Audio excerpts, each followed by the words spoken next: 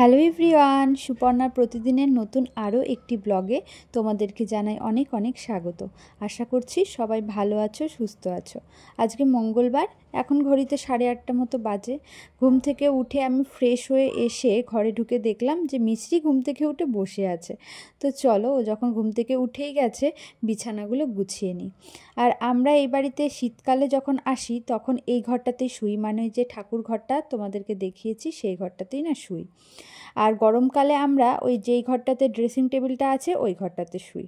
কেন বলছি, শীতকালে এই ঘরটাতে ঠান্ডাটা কম লাগে, সেই কারণে এই ঘরটাতে শুই। আর গরমকালে ওই ঘরটাতে শুই কারণ ওই ঘরটা না একটু ঠান্ডা।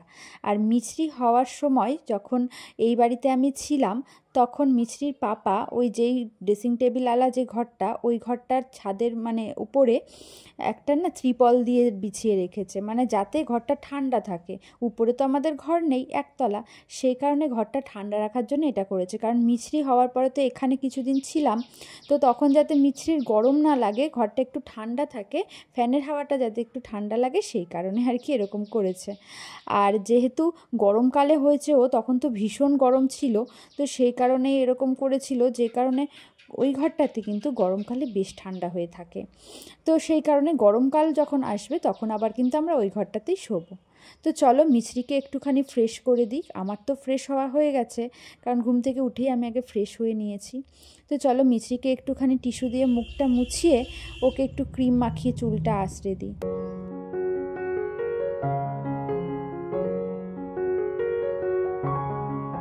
আর সকালবেলা মা ঘুম থেকে উঠেই সব কাজগুলো এত তাড়াতাড়ি করে নেয় যে আমি কোনো কাজ করব সেটা আর হয় না। মানে ঘুম থেকে উঠে দেখি মার সব কাজ কমপ্লিট। তো মাকে বলি, তুমি কি আমাকে একটু ব্লগও করতে দেবে না মা, শান্তি করে? মা বলে যে কেন, আমি তাড়াতাড়ি কাজটা করে নিই যাতে মিছরিকে একটু টাইম দিতে পারি, মানে মিছরির জন্য একটু সময় বার করতে পারি, মিছরিকে নিয়ে একটু ঘুরতে যাব। তো সেই কারণে মা না সকালবেলা উঠে তাড়াতাড়ি কাজগুলো করে নেয়, যে কারণে আমি কোনো কাজই দেখাতে পারি না তোমাদেরকে। তো সত্যি আমি মাকে বলছি যে তোমার জ্বালায় তো দেখছি আমি একটু ব্লগও করে শান্তি পাচ্ছি না। আর মিছরির এই নুপুরটা না বারবার খুলে যায়, মানে এই পায়ের নুপুরটাই বারবার খুলে যায়, হয়তো এটা একটু ঢিল। আসলে নুপুরটা বড় ছিল কিন্তু এটা কেটে ছোট করা হয়েছে। ও অন্নপ্রাশনে 3টে নুপুর পেয়েছে, তার মধ্যে সবগুলো একটু বড় বড়, মানে ওর পায়ের সাইজের নয়, যে কারণে একটু কেটে ছোট করে নিয়েছে এই নুপুরটা। আর একটা নুপুর হয়তো একটু বড়, যে কারণে বারবার না খুলে পড়ে যায়। তো আজকেও খুলে গেছিলো, তো আমি সেটা পরিয়ে দিলাম। আর সকালবেলা মা এখনও চা করেনি, তাই আমি মাকে বললাম থাক আজকে আমি চা করি, তুমি হচ্ছে মিছরিকে নিয়ে একটু ঘোরো। তো সকালবেলা ঘুম থেকে উঠলেই তো মিছরির একটু ঘুরতে মন চায়, যে কারণে মাকে বললাম মিছরিকে একটু নিয়ে ঘোরো, আমি ততক্ষণে চাটা করে নিই। তো সকালবেলা এখানে এসেও না আমার একটু অভ্যাস হয়ে যায় চা খাওয়ার, চা না খেলে ভালো লাগে না। আবার ওই বাড়িতে গেলে কিন্তু সেই অভ্যাসটা চলেও যাবে, ওই বাড়িতে গেলে কিন্তু আমি আর চা খাবো না। তো চলো চা খেয়ে নিই একটু।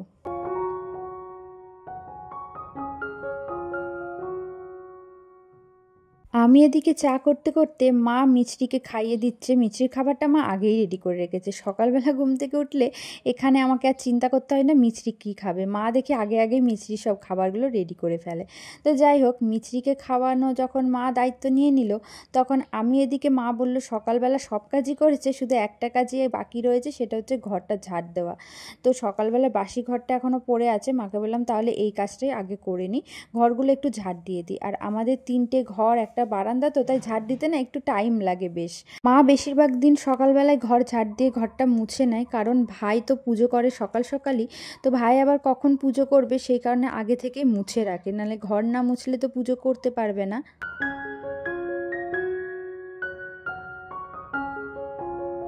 মা মিছরিকে খাইয়ে দিয়ে রান্নাঘরে চলে গেছে রান্না করতে। আর মিছরি এখন ওর মিমিমের কাছে আছে, মানে বুনুর কাছে আছে। বুনুর সকালে টিউশন পড়ানো ছিল, তো টিউশন পড়াতে গেছিলো, এই একটু আগেই আসলো। তো এখন মিছরি ওর কাছেই আছে, আর আমি ততক্ষণে ঘরটা ঝাড় দিয়ে নিচ্ছি। তারপরে মিছরিকে স্নান করিয়ে দেবো সকাল সকালই, কারণ ও যেহেতু আজকে তাড়াতাড়ি ঘুম থেকে উঠেছে, ওর না ঘুম পেয়ে যাবে। আর ঘুম পেয়ে গেলে যদি ঘুমিয়েও পড়ে স্নানের আগে, তাহলে অনেক দেরি করে উঠবে, স্নানের বেলা হয়ে যাবে। তাই ওকে আগে স্নান করিয়ে তারপরে আমি সকালের খাবারটা খাবো। তো ঝাড় দেওয়া কমপ্লিট হয়ে গেছে, অনেকটা টাইম লাগে ঝাড় দিতে। তো চলো ময়লাগুলো ভালো করে ওইদিকে সরিয়ে দিই, নাহলে আজকে ভীষণ হাওয়া দিচ্ছে জানো তো, হাওয়ায় সব ময়লাগুলো না ঘরে আবার চলে যাবে। ঝাড় দিতে এত অসুবিধা হচ্ছে আজকে ঘর, মানে সব ধুলোগুলো না আবার মানে ফেরত চলে যাচ্ছে ঘরে, ভীষণ অসুবিধা হচ্ছে। সকালবেলার জন্য মা দেখো ডাঁটা, আলু, কলা, বেগুন, তারপর পটল সমস্ত কিছু দিয়ে, আর তার সাথে তো বড়ি আছেই, এগুলো দিয়ে একটা ঝোল করছে।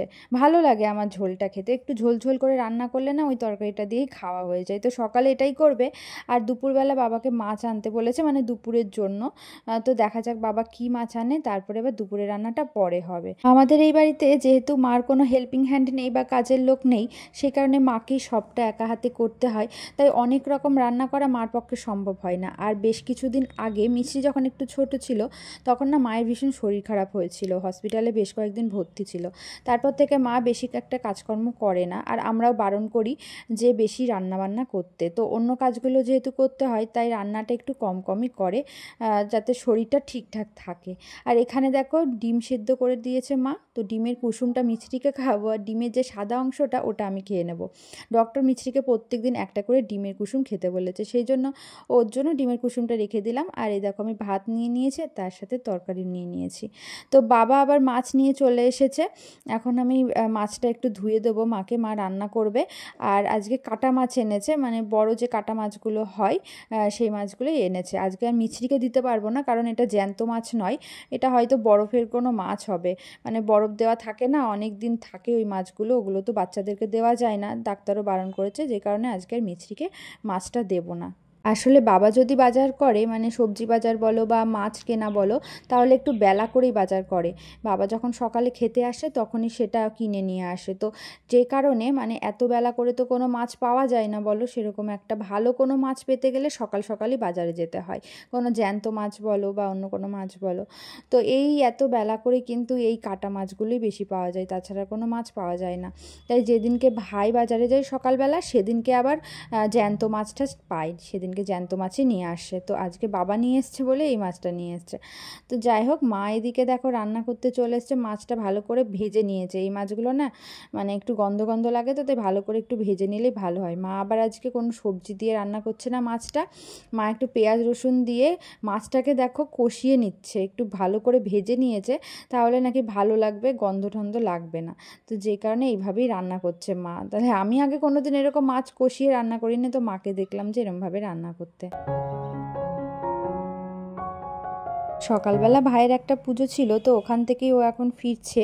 আর ও যখনই পুজো করে আসে, আমি যদি এই বাড়িতে থাকি, ও ব্যাগে করে কী কী আনে আমি না খুলে দেখি, আমার বেশ ভালো লাগে এগুলো দেখতে। তো চলো দেখি কী কী দিয়েছে ওখান থেকে। তো পুরোহিতকে যা যা দেয় সেগুলোই দিয়েছে।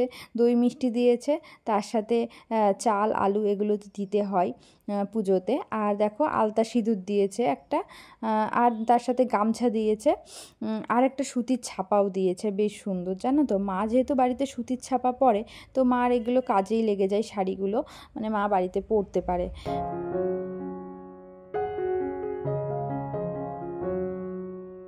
আর অনেক দিন ধরে দই খেতে ইচ্ছা করছিল, তো ভাই দেখলাম আজকে যখন দই নিয়ে এসেছে পুজো করে, তো চলো এটা দিয়ে দই খই মেখে খাই। আমার তো ভীষণ ভালো লাগে খই দই মেখে খেতে। তো সবাই একটু একটু খাবো, তার জন্য দেখো একটু খই দই মেখে নিচ্ছি। দুপুরের পর অনেকটা সময় কাটিয়ে ফেলেছি তোমাদের সাথে, অনেকটা সময় পর আবার দেখা হচ্ছে। এখন সন্ধ্যে 7:30 মতো বাজে। এখন আমি আর বুনু যাচ্ছি একটুখানি বাজারে মিছরির জন্য কিছু জিনিস কেনাকাটা করতে। তো মিছরিকে টাটা দিয়ে দিচ্ছি, ও দেখছি চুপচাপই আছে।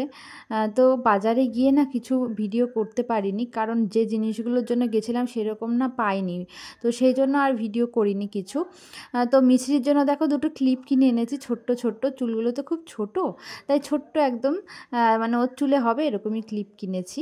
আর ওর জন্য একটা হেয়ার ব্যান্ড কিনেছি, মানে খুঁজে খুঁজে পাচ্ছিলাম না, যাই হোক একটা পছন্দ হলো, সেটা এখন তোমাদেরকে দেখাচ্ছি না, পরে তোমাদেরকে দেখাবো। তো সেটা একটা কিনেছি।